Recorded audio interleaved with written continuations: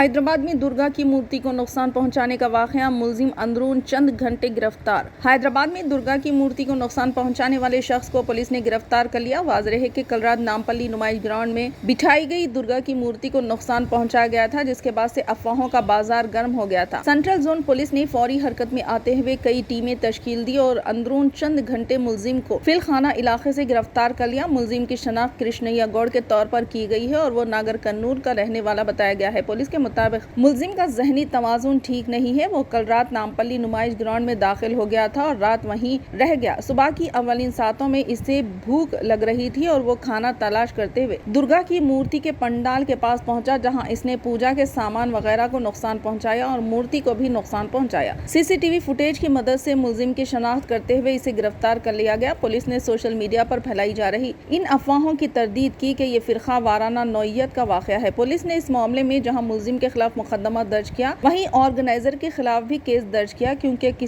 जिस वक्त ये वाकया पेश आया दुर्गा मूर्ति के पंडाल के पास कोई वॉलंटियर मौजूद नहीं था। ये जो केस है, इसमें जो अक्यूज्ड है इसको हमने गिरफ्तार किया।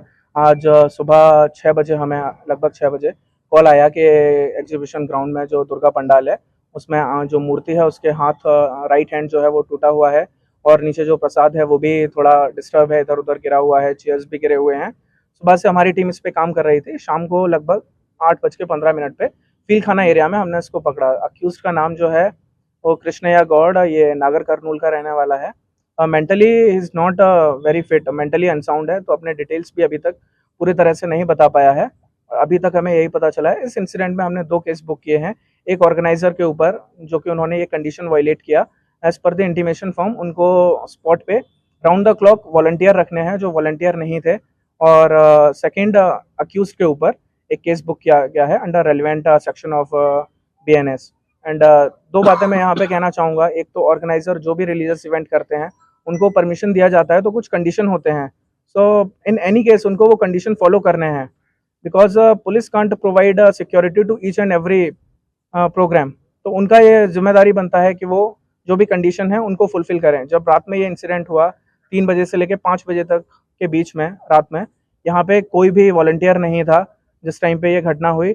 दूसरी बात, सुबह से सोशल मीडिया प्लेटफॉर्म पे, ट्विटर पे कई तरह के लोग ट्वीट कर रहे हैं, कई तरह के र्यूमर फैला रहे हैं, जिससे जो शहर का जो एक त्योहार को लेके एक माहौल है, वातावरण है, वो खराब हो रहा है।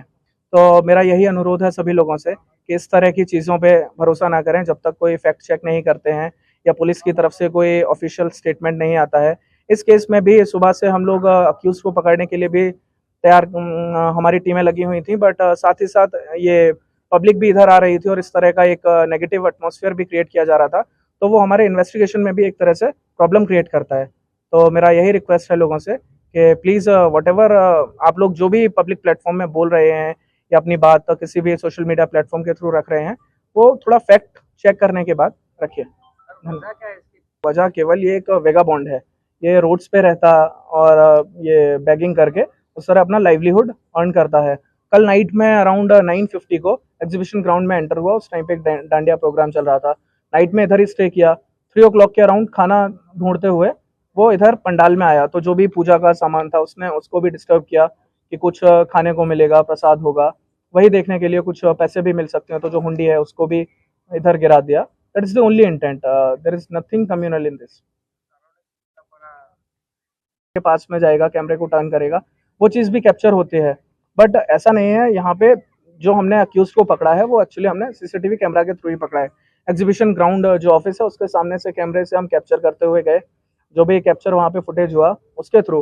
हाँ, पंडाल के पास में जो कैमरा था जो डायरेक्टली पंडाल फोकस जो कर रहा था वो वर्किंग कंडीशन में नहीं था।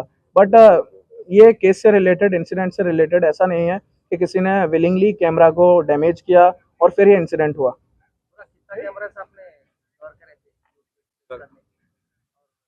अभी ये केस को कवर करने के लिए, अक्यूज्ड को पकड़ने के लिए हमने मल्टीपल टीम फॉर्म किए थे। टास्क फोर्स और ये सेंट्रल जोन पुलिस ने मिलकर ये केस को सॉल्व किया है। तो यहाँ से लेके हम कैमरे चेक करते हुए जा रहे थे ना। To tell about the exact number, it's a bit like I can't say the exact number कि कितने कैमरे हमने चेक किए। ग्राउंड में कहाँ कैमरे लगे हुए हैं, कौन से वर्किंग कंडीशन में हैं, हमने एग्जीबिशन सोसाइटी के जो भी ऑफिस बेरर हैं We have told them to check whether they are in working condition or not, because regularly यहाँ पे प्रोग्राम होते रहते हैं, तो डेफिनेटली वो जो सामने वाला कैमरा, हाँ इंसिडेंट के बाद जो एक कैमरा लगा है वो ये पंडाल को कवर करने के लिए, कैमरे ऑलरेडी थे, कुछ कैमरे वर्किंग कंडीशन में नहीं थे, कुछ कैमरे थे वर्किंग कंडीशन में। एग्जीबिशन के टाइम पे इस्तेमाल होता था, बाद में वो टाइम पे लोग मेंटेनेंस नहीं देखते। कॉलेजेस है यहाँ पर गार्ड रहता है, वो गार्ड था। अभी ग्राउंड के अंदर रात में कई लोग आते हैं और रात भर यहाँ पे प्रोग्राम भी चल रहा था, कैमरेज भी उनकी तरफ से थे, बट कुछ camera now they have resolved के रेगुलर वो इसका चेक भी करेंगे, मेंटेनेंस भी कराएंगे, so they have also agreed to this. Thank you. Telugu మీరు వాళ్ళంటే సార్ చెప్పేది ఏంటంటే వాళ్ళంటే మెంటల్గా మీరు వాళ్ళ దగ్గరికి అన్న కొంచెం పక్క జరిగి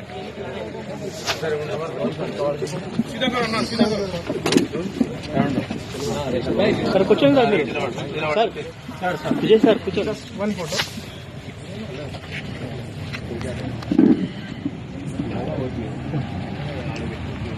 थोड़ा फोन नीचे करना